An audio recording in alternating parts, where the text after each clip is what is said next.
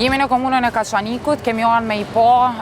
qoftë edhe infrastrukturën, po edhe kapacitetet tjera që i ka qendra për punë sociale në këtë komunë me i trajtu për mi dhonë shërbime, pra sociale, shërbime të tjera, ato që i ka për të trajtuar kategoritë të ndryshme, pra qendra për punë sociale, për dallim prej vendeve të tjera, pamje të tjera të cilat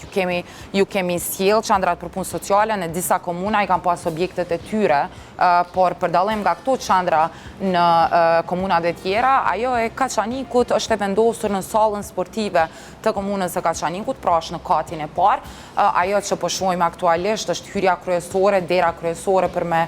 shku drejt tek qendra për punë sociale, që nuk ka ndonjë mbishkrim apo ndonjë pllakat të madhe për me tregu që qendra për punë sociale dhe shërbimet sociale mund të merren pikërisht në këtë vend. Është thjesht një letër e vogël e cila tregon që brenda kësaj hapësire, pra të sallës sportive që është në kuadër të komunës, pra gjendet edhe qendra për punë sociale.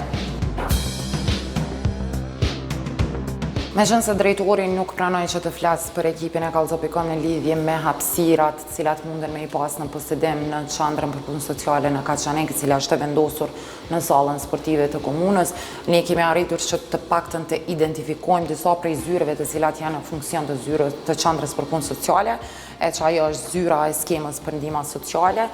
zyra e shërbimeve sociale dhe zyra e drejtorit, pra këto 3 zyra konsiderohet që janë në kuadër të qendrës për punë sociale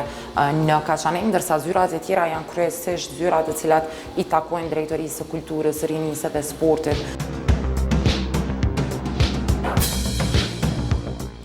Pra këto janë hapësirat cilat i përdorin punëtorët social, meqense janë të vendosur në sallën sportive, pra në Kaçanik. Këto janë hapësirat cilat ata i shfrytëzojnë për tualete në mungesë të ndonjë hapësire të veçantë vetëm për ta.